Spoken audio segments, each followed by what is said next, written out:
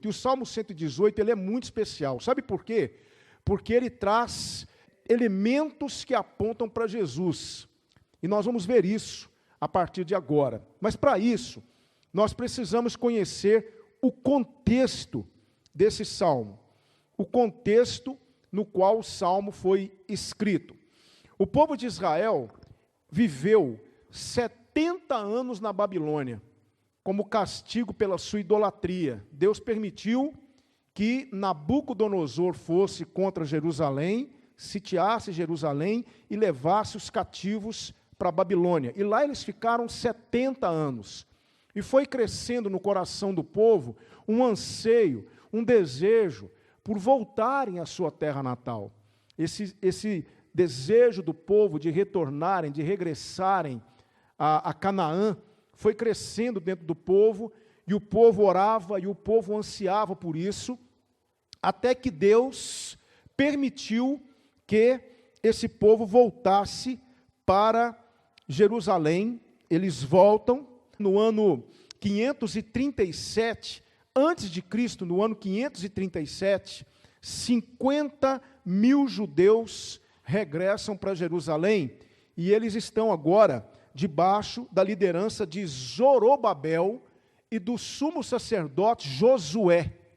Eles voltam para Jerusalém para reedificarem, primeiramente, o templo de Jerusalém.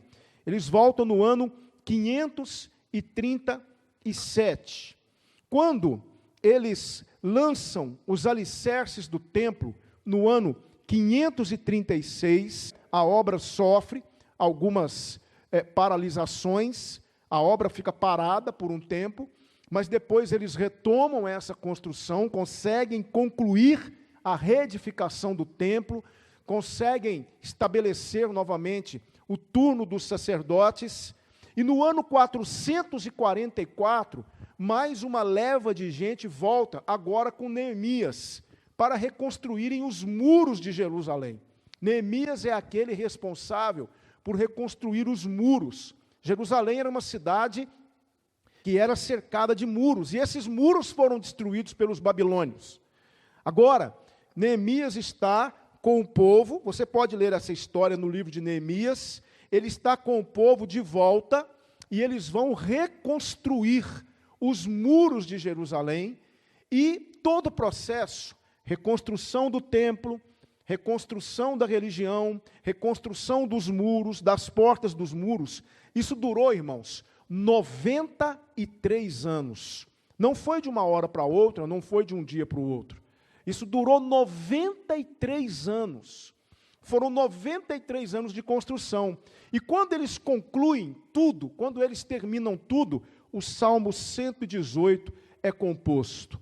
O Salmo 118 é um dos salmos de aleluia, um dos salmos de louvor a Deus. E esse povo louva ao Senhor em 4 situações que servem de lições para nós também, porque nós temos motivos para louvar o Senhor.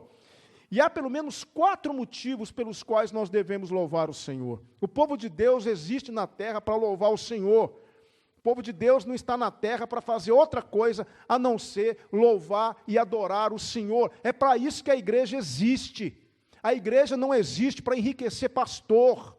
A igreja não está aqui para enriquecer pastor. A igreja não está aqui para enriquecimento. A igreja não está aqui para ficar promovendo curas e libertação e isso e aquilo. Não. A igreja está nesse mundo para adorar a Deus. É para isso que nós estamos aqui. O culto não é, nós vimos isso recentemente, o culto não é para nós, o culto é para Deus. Todas as vezes que nós nos reunimos, nós temos um objetivo: louvar e adorar o nosso Senhor. É para isso que nós estamos aqui. E o povo de Israel não é diferente. Quando eles conseguiram concluir tudo, terminar toda a construção, terminar tudo, eles conseguiram concluir toda a construção, reconstruíram o templo, reconstruíram as turmas dos sacerdotes, a lei foi lida novamente, a religião voltou a funcionar. Quando eles conseguem reconstruir tudo, eles louvam ao Senhor. E há pelo menos 4 coisas que e mesmo sem a projeção, eu quero pensar com você. Leia comigo os versículos 1 a 4 na sua Bíblia. Versículos 1 a 4 diz assim: louvai ao Senhor, porque Ele é bom, porque a sua benignidade dura para sempre. Diga agora a Israel que a sua benignidade dura para sempre. Diga agora à casa de Arão que a sua benignidade dura para sempre. Diga agora aos que temem ao Senhor que a sua benignidade dura para sempre. Primeira coisa que eu aprendi aqui, primeiro motivo que nós temos para louvar e adorar ao Senhor, devemos louvar ao Senhor por sua eterna benignidade. Meu irmão, escute o que eu vou te dizer, e eu vou te dizer com todas as letras: o Senhor é bom o tempo todo. Mesmo que você não entenda, mesmo que você não compreenda, o Senhor é bom o tempo todo. Mesmo que você fique cheio de questionamentos, esse povo que está aqui, esse povo passou por maus bocados, passou por maus momentos. Esse povo viu situações difíceis.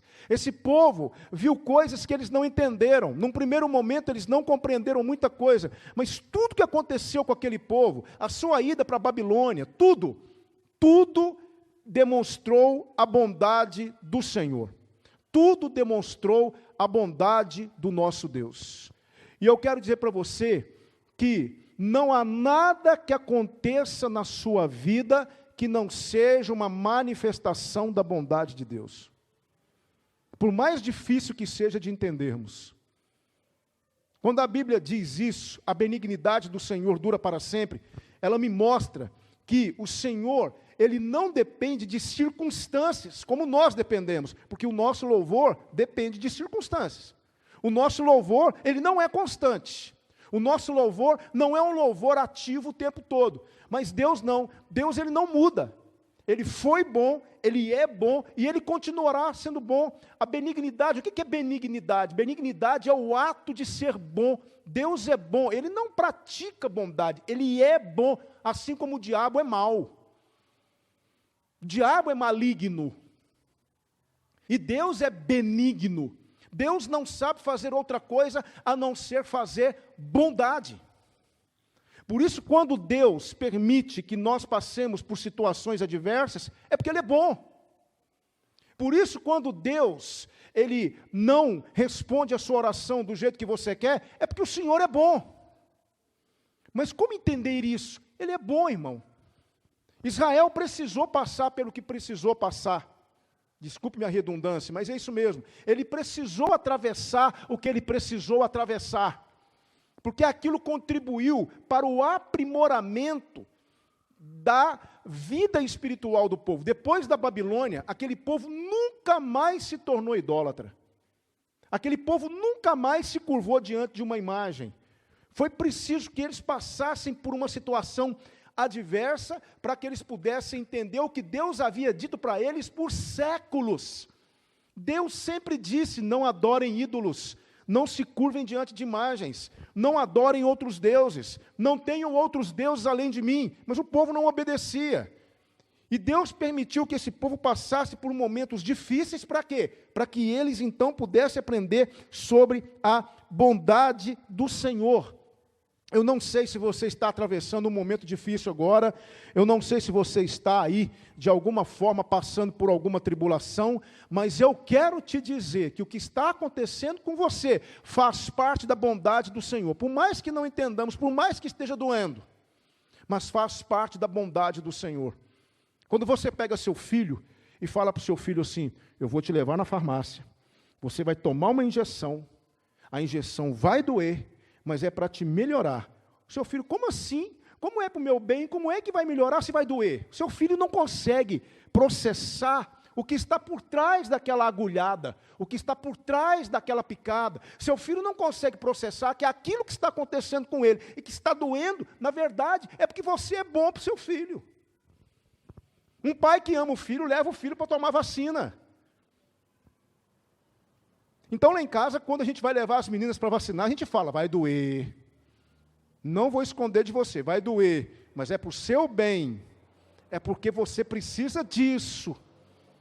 Então, às vezes, a dor, a dificuldade, ela opera em nós alguns questionamentos, e nós ficamos perguntando, por quê? Eu não estou entendendo, como assim? Deus pode ser bom, permitindo que eu passe por isso. Foi o que aconteceu com Israel. Ficaram 70 anos escravos, numa nação pagã, vendo a idolatria.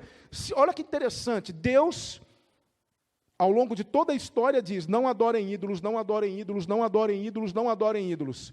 O povo adorava ídolos, o povo adorou bezerro de ouro, o povo adorava os deuses cananeus. Aí Deus, olha que coisa, Deus pega aquele povo e lança aquele povo numa terra idólatra. Deus pega aquele povo e põe aquele povo diante de ídolos. Pega aquele povo e manda aquele povo para a Babilônia, que adorava tudo quanto era tipo de Deus pagão, para que o povo visse os efeitos da idolatria neles, e pudesse então tornar a idolatria algo abominável. Dá para entender como Deus trabalha, mas Deus faz isso porque Ele é bom. E eu não sei por qual caminho Ele vai conduzir você, mas eu só sei de uma coisa, como Martinho Lutero disse, eu não sei por quais caminhos Deus me conduz, mas eu conheço bem o meu guia. Eu conheço bem o meu guia. Não sei por onde Deus vai me conduzir, mas eu confio nele porque Ele é bom, e é por isso que eu tenho que louvá-lo. Eu tenho que louvar o Senhor por conta da sua eterna benignidade, mas tem uma outra razão que está aqui, e eu quero te convidar a ler comigo, um pouco mais extenso, dos versículos 5 até o versículo 14, olha só, preste atenção, invoquei o Senhor na angústia, o Senhor me ouviu, e me tirou para um lugar largo.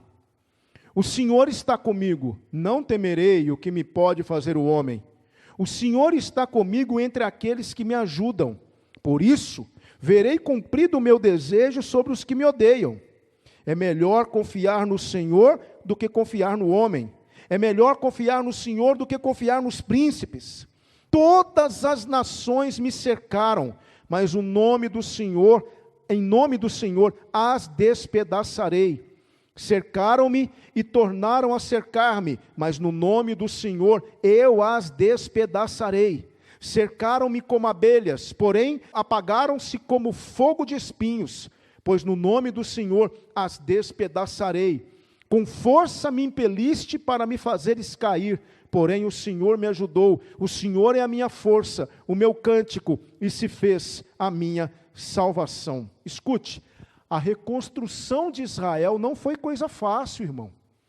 Quando as nações vizinhas viram aquele povo voltar, 50 mil judeus voltarem, e começarem a reconstruir o templo de Jerusalém, e começarem a reconstruir os muros, eles se levantaram contra Israel. Não pense você que eles deixaram o povo de Israel assim, solto, de maneira tranquila, de maneira clara, livre, leve e solto, reconstruir, porque não deixaram, eles se levantaram contra, eles ameaçaram, eles cercaram, eles mandaram embaixadores para dizer que aquilo era para parar, depois eles foram lá na Pérsia, denunciaram para o rei Dario, o rei Dario mandou parar, as obras de reconstrução do templo, as obras ficaram paradas 16 anos, paradas, depois elas são retomadas. Quando o povo começa a reconstruir os muros, eles viam os exércitos inimigos se aproximando. A Bíblia diz que cada um deles tinha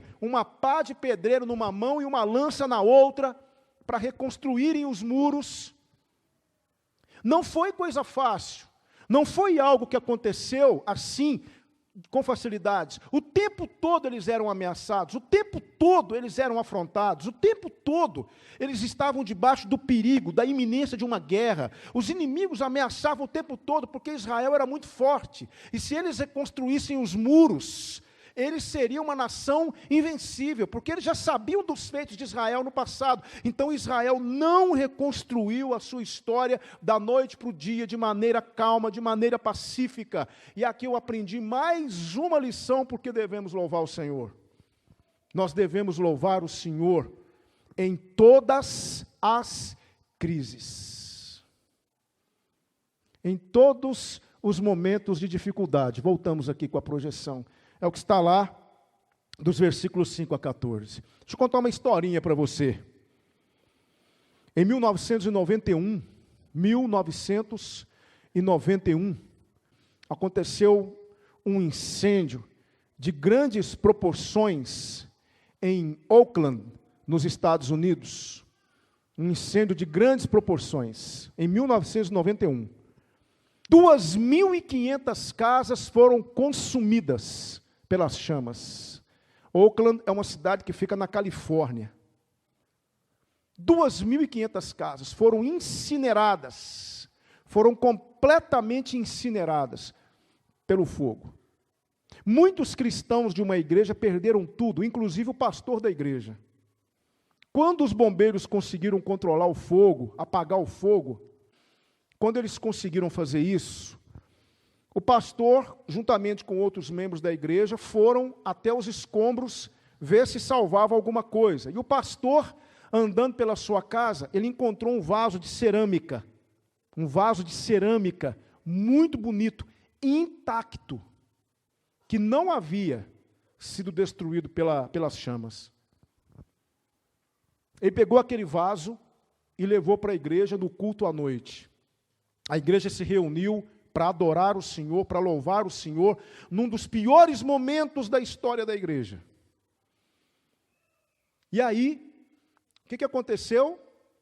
O pastor pegou aquele vaso, colocou aquele vaso em cima do púlpito e disse assim para a igreja: vocês sabem por que esse vaso não foi destruído pelo fogo? Todo mundo ficou observando, ficou olhando, um olhava para o outro, ninguém sabia a resposta. Vocês sabem por que esse vaso foi destruído pelo fogo? E todo mundo assim, sem saber. Aí o pastor respondeu assim: porque ele passou pelo fogo antes. Porque ele passou pelo fogo antes. Nós não falamos agora há pouco que Deus é bom?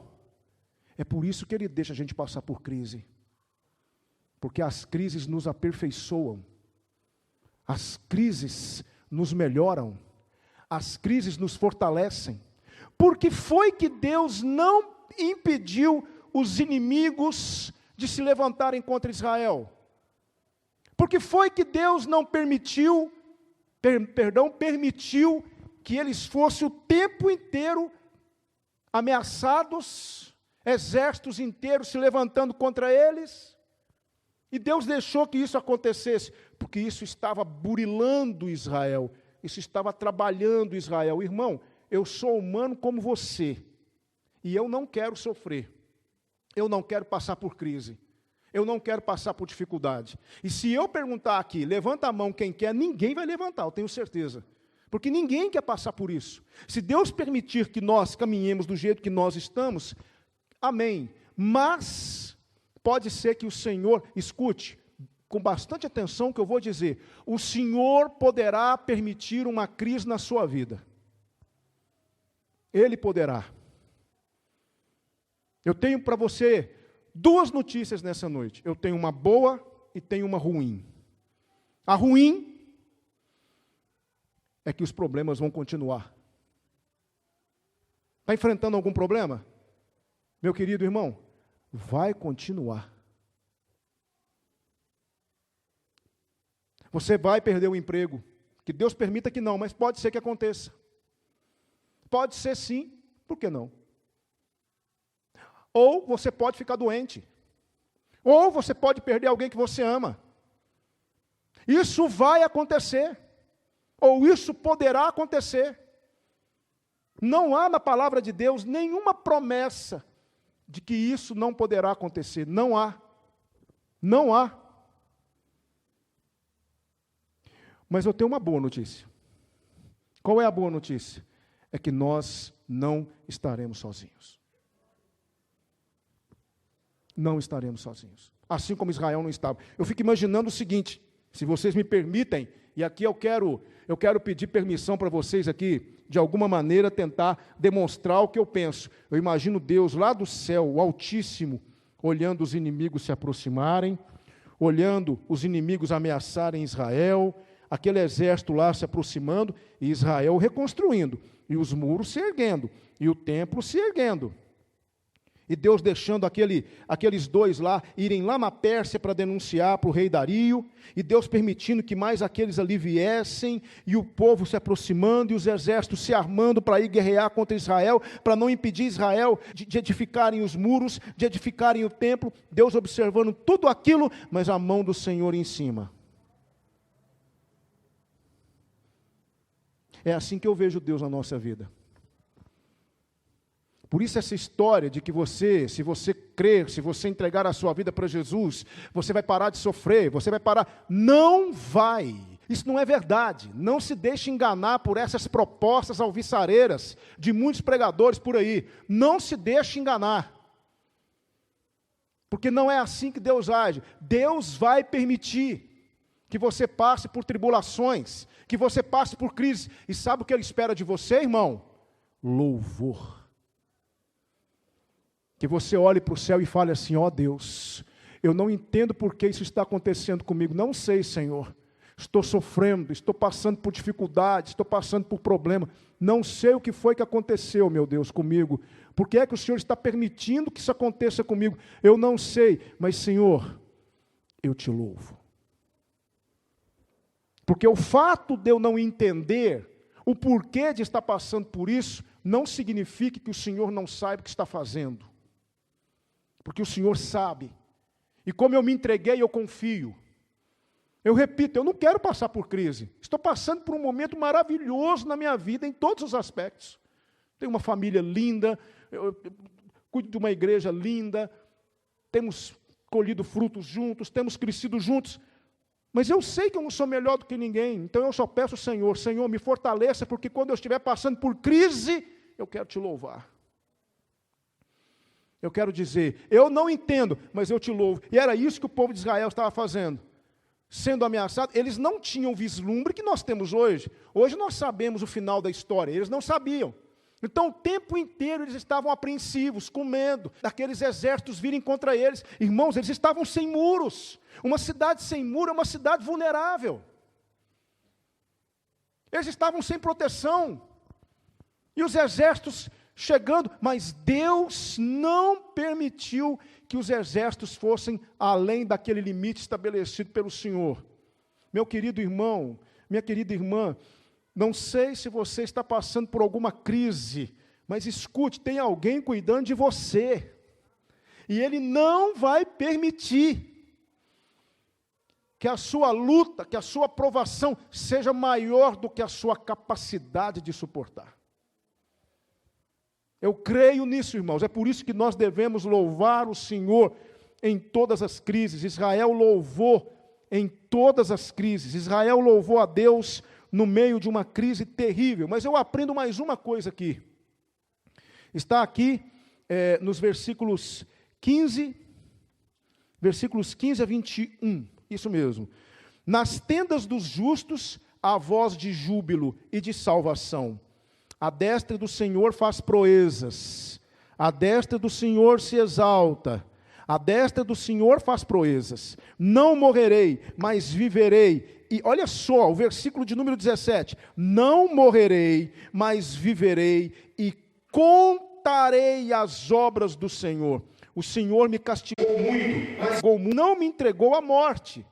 Abriu-me as portas da justiça. Entrarei por elas, louvarei ao Senhor, esta é a porta do Senhor, pela qual os justos entrarão, louvar-te-ei, pois me escutaste e te fizeste a minha salvação. Querido, eu aprendo aqui que nós devemos louvar ao Senhor por todas as vitórias. Todas as vitórias. Você recebeu uma bênção de Deus, para o que você está fazendo e louve o Senhor. Você recebeu uma resposta de oração? Para o que você está fazendo e louve o Senhor. Não se esqueça de agradecer o Senhor por aquilo que você pediu, por aquilo que você clamou. Quantas vezes você esteve diante do Senhor orando e pedindo ao Senhor para te abençoar? Quantas vezes você colocou diante do Senhor as suas dificuldades e de repente a resposta chegou? Agora é hora de louvar. Agora é hora de dizer, ó Deus, obrigado. Obrigado pelo que o Senhor fez por mim. Será que nós seríamos capazes de falar assim, ó Deus, obrigado porque o Senhor tirou aquele emprego de mim? Ó Deus, obrigado, porque eu passei por esse, eu nunca vi alguém fazer isso, mas eu não duvido que alguém faça. Senhor, obrigado pela minha enfermidade. Obrigado porque através dessa enfermidade o Senhor quebrou o meu orgulho. É uma vitória ou não é? Porque nós estamos condicionados a achar que vitória está relacionado com aquilo que nós temos ou conquistamos, com algo tátil. Para nós, vitória é tátil. Vitória é aquilo que eu pego, não é? Vitória é o meu carro novo. Vitória é a minha casa nova. Vitória é o diagnóstico do médico. Vitória é a roupa nova que eu comprei. Vitória é ter conseguido pagar aquela dívida. Vitória é ter podido fazer isso. Vitória é aquela viagem que finalmente eu consegui comprar o pacote para viajar. Eu sou vencedor, eu sou vencedor. Aleluia, eu sou vencedor. Mas vitória é muito mais do que isso. Vitória, meu querido irmão, é você ter o seu orgulho quebrado. Vitória é você ter a sua vaidade vencida. Vitória é você se tornar humilde. Vitória é você ver a sua fé em Deus aumentar. Vitória é você olhar para você e você fazer uma análise de quem você era e do que você se tornou. Vitória é você ter conseguido abandonar aquele vício que te escravizava. Vitória é você poder hoje olhar para as pessoas de cabeça erguida, porque antes você tinha vergonha de olhar nos olhos da pessoa, porque você era um coitado miserável, que ninguém acreditava, ninguém botava fé, mas hoje você anda de cabeça erguida, porque todo mundo te respeita. Isso é vitória. Isso é vitória. E sabe quem é que dá isso para a gente? É Deus. Deus faz isso com a gente. Deus faz isso com a gente. Talvez você não tenha nada disso que eu falei, que eu elenquei aqui, mas você pode ter muito mais se Cristo estiver em você. Isso é vitória. Esses são os vencedores. Eu vou dizer uma coisa para você que parece um paradoxo, mas com Cristo, vencedor não é aquele que ganha, é aquele que perde. Entende? Porque você perde para ganhar. Você abre mão para possuir. Você se humilha para ser exaltado. Isso é ser vencedor, irmão. É claro que eu louvo a Deus, eu glorifico a Deus, eu exalto a Deus por aquilo que Ele tem nos dado. Glória a Deus por isso. A Bíblia diz, toda boa dádiva e todo dom perfeito vem do alto, descendo do Pai das luzes, em quem não há mudança nem sombra de variação. Tiago 1,17. Eu sei que tudo que eu tenho foi o Senhor que me deu, mas eu não sou vencedor por causa disso. Eu sou vencedor por causa daquilo que eu estou me tornando com o Senhor. Entende? Eu sou vencedor porque hoje eu não estou mais debaixo de condenação. Querido, você não está mais debaixo de condenação. Os seus pecados foram perdoados. Você hoje é filho de Deus. O seu nome está escrito no livro da vida. E não há borracha no mundo que apague isso. Isso é ser vencedor. Então você pode estar passando por um momento extremamente difícil, mas essas coisas que eu acabei de dizer, ninguém toma de você. Por isso que você é vencedor de um jeito ou de outro. Não tem derrota para o Filho de Deus. Não tem. Então o povo de Israel louvou a Deus, ele louvou o Senhor por todas as vitórias. Quando eles conseguiram reedificar o muro, 93 anos depois, ano 444 a.C., terminaram os muros. O que foi que eles fizeram? Louvaram. Vitória. Concluímos, conseguimos. Louvado seja o Senhor. O que você faz quando você vence? O que você faz quando você recebe uma grande bênção do Senhor? O que você faz quando você olha para si mesmo? Porque nós temos que fazer isso o tempo todo. Você olha para você e você se lembra de quem você era e do que você se tornou, quem você é hoje. Meu irmão, pare. O muçulmano faz isso. O muçulmano, para ele, não tem dificuldade. Ele para 5 vezes no dia. 5 vezes. Onde quer que ele esteja. Ele pega a direção de Meca. Para onde que fica Meca? Meca fica para cá. Aí ele se ajoelha e adora 5 vezes por dia. Alá. Sabe? Eu não sou muçulmano, eu sou um cristão. E eu tenho muito mais motivos para adorar o meu Deus do que um muçulmano.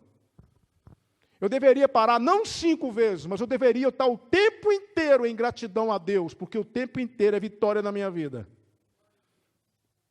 Eu sou um vencedor da hora que eu acordo, a hora que eu deito, porque eu estou debaixo dos cuidados do Senhor. E só os verdadeiros vencedores têm isso.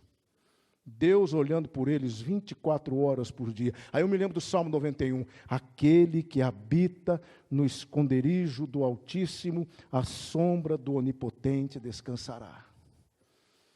Oh, irmão, isso é vitória. Isso é vitória. Mas eu aprendi, e deixei por último aqui, até porque não temos outra forma de ser diferente, porque está no finalzinho, aqui nos versículos 22 a 29. A pedra que os edificadores rejeitaram tornou-se a cabeça da esquina. Da parte do Senhor se fez isso. Maravilhoso é aos nossos olhos. Este é o dia que fez o Senhor. Regozijemo-nos e alegremo-nos nele. Salva-nos agora, te pedimos, ó Senhor. Ó Senhor, te pedimos. Prospera-nos. Bendito seja aquele que vem em nome do Senhor. Nós vos bendizemos desde a casa do Senhor. Deus é o Senhor que nos mostrou a luz. Atai o sacrifício da festa com cordas até as pontas do altar. Tu és o meu Deus, eu te louvarei. Tu és o meu Deus, eu te exaltarei. Louvai ao Senhor, porque Ele é bom, porque a sua benignidade dura para sempre. Sabe o que eu aprendi aqui? Que nós devemos louvar ao Senhor por Jesus Cristo. Agradecer ao Senhor por Jesus. Esse bloco fala de Jesus. Olha que interessante. Eles estavam reconstruindo tudo, reconstruindo o templo, reconstruindo os muros. De repente, eles encontram uma pedra no meio dos escombros. Havia muitos escombros. Os muros tinham sido destruídos no ano 586 a.C. por Nabucodonosor. Então havia muito escombro na casa do Senhor, havia muito escombro nos muros. E para poder reconstruir, tinham que retirar aqueles escombros. E quando eles estavam retirando os escombros do templo, acharam uma pedra grande, uma pedra firme. Alguns dos construtores olharam aquela pedra e quiseram descartá-la. Mas os mais entendidos disseram, não, essa pedra é essencial. Essa pedra é fundamental. Não vamos rejeitar essa pedra. Vamos continuar com essa pedra, vamos colocá-la. Ela precisa estar onde ela sempre esteve, porque é sobre ela que nós vamos reedificar o templo. É a pedra fundamental. Quem mexe com construção sabe disso. Então, num primeiro momento, os reconstrutores, aqueles que estavam reconstruindo, queriam descartar aquela pedra, mas aquelas pessoas disseram, não, essa pedra é importante. Sabe, isso aqui é profético, irmão. Sabe o que é isso? É uma amostragem da pessoa de Jesus, porque Jesus foi rejeitado pelos construtores, que é o povo judeu. Por isso o Salmo 118 diz, a pedra que os edificadores rejeitaram, tornou-se a cabeça da esquina, tornou-se a pedra principal. Quem é esse? É Jesus. Veja só o que Pedro vai dizer, 1 Pedro 2,4, Pedro vai dizer o seguinte, chegando-vos para ele, pedra viva, reprovada na verdade pelos homens, mas para com Deus eleita e preciosa. Jesus Cristo sempre foi rejeitado. Toda vez que alguém rejeita o cristianismo, toda vez que alguém fala mal do cristianismo, toda vez que alguém fala mal dos cristãos, está rejeitando a Jesus Cristo. Jesus Cristo sempre foi uma pedra rejeitada, mas Ele é a pedra principal. A Bíblia diz em 1 Coríntios capítulo 3, versículo 11, Ninguém pode pôr outro fundamento, o qual já está posto, e é Jesus Cristo. Jesus é a pedra da igreja. A igreja não está edificada sobre uma ideologia. Sabe o que aconteceu com a igreja de Jesus? A igreja de Jesus, primeiramente, era uma comunidade de crentes que se reunia nas casas. Depois ela chegou a Roma e se tornou uma instituição. Chegou à Grécia e se tornou uma filosofia. Chegou à Europa e se tornou uma cultura. Chegou no Brasil, virou um negócio. Sabia disso? Mas sempre houve o povo de Deus nessa terra que olhou para Jesus e disse: Tu és a nossa rocha. Tu és a nossa pedra angular. Jesus Cristo é a principal pedra da igreja. A igreja não está edificada sobre um homem, não está edificada sobre uma ideologia. A igreja está edificada sobre Jesus Cristo. É por isso que nós temos que louvar a Deus. Nós só estamos aqui nessa noite porque nós temos uma pedra principal. Só existe igreja porque existe uma pedra, e essa pedra é Cristo. Não é a oratória de um pastor, não é a música de um grupo de louvor, não é a beleza de um templo, não é a suntuosidade de uma construção. A igreja de Jesus Cristo, ela sobreviveu aos séculos porque ela tem uma rocha.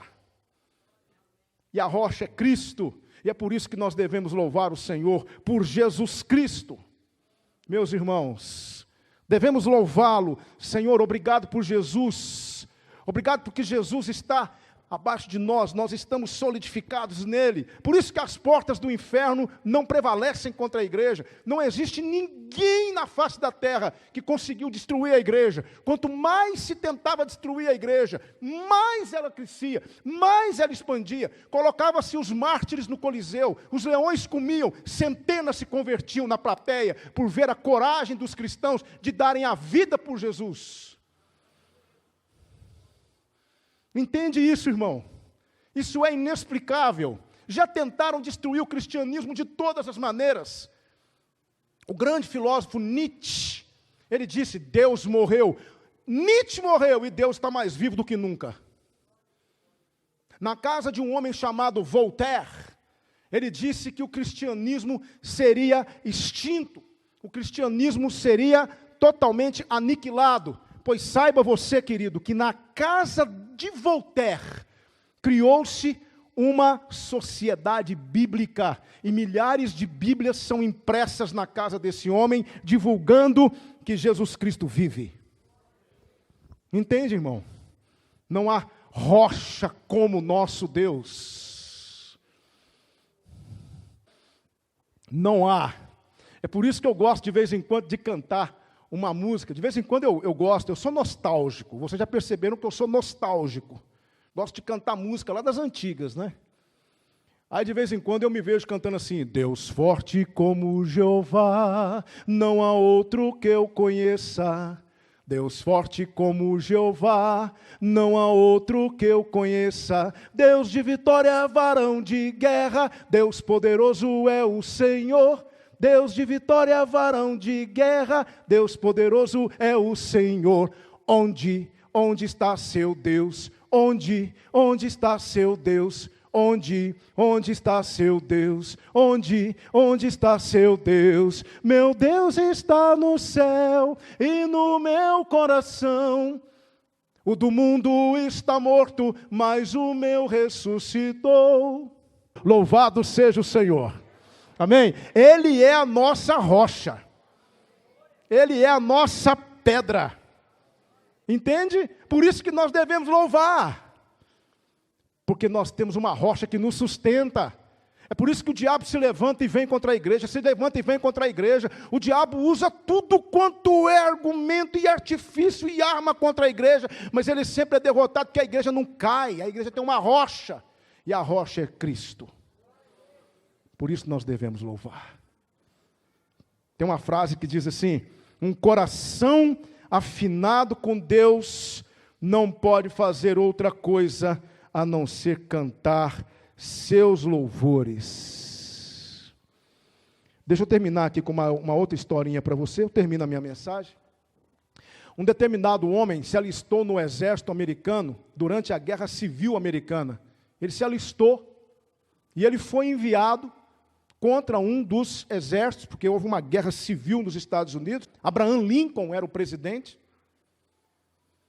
E esse homem foi enviado como espião contra um dos exércitos inimigos, que era um exército a favor de Abraham Lincoln. E aí o que aconteceu? Pegaram aquele espião e ele foi sentenciado ao fuzilamento. Prenderam ele e marcaram o dia do fuzilamento. E lá dentro da prisão, esse homem começou a proferir todo tipo de impropério contra Abraham Lincoln. Todo tipo de impropério. Xingando Abraham Lincoln, falando inverdades acerca de Abraham Lincoln, amaldiçoando Abraham Lincoln. De repente, entra um soldado dentro da cela, com uma carta. E aí aquele homem disse, chegou minha hora, né?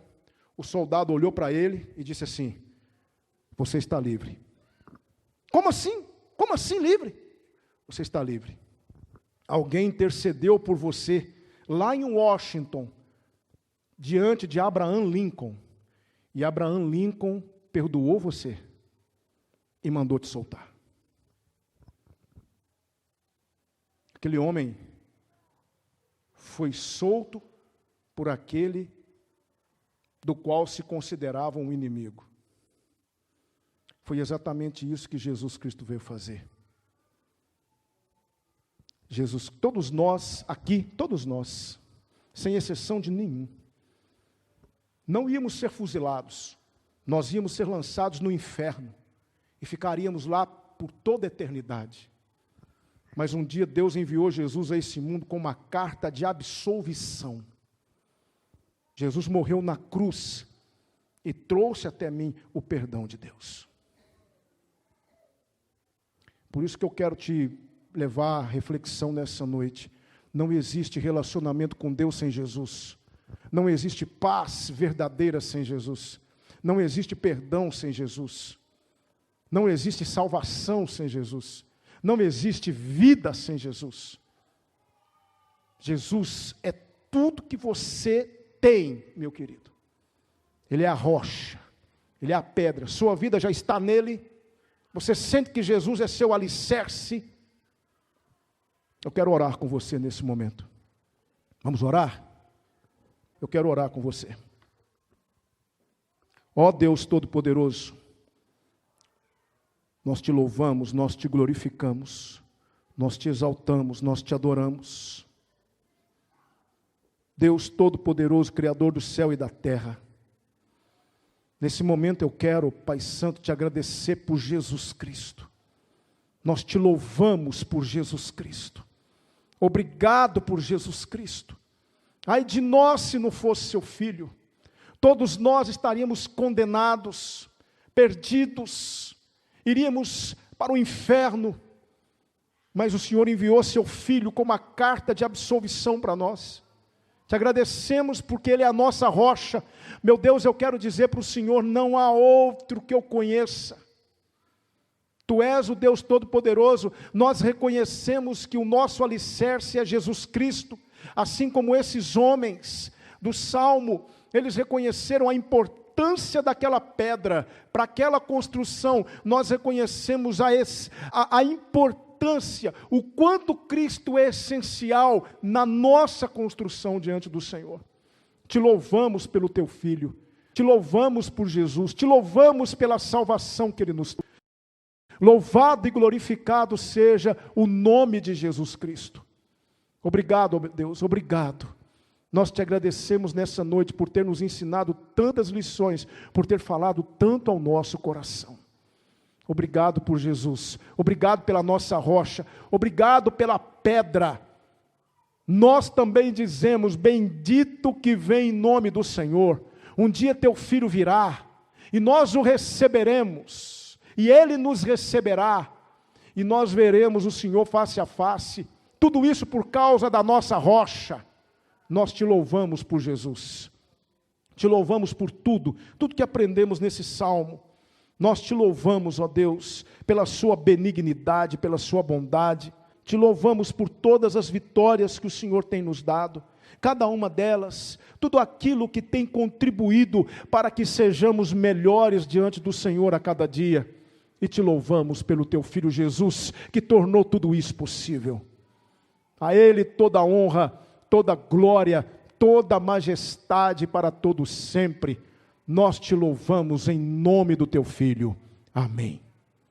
Amém, irmão?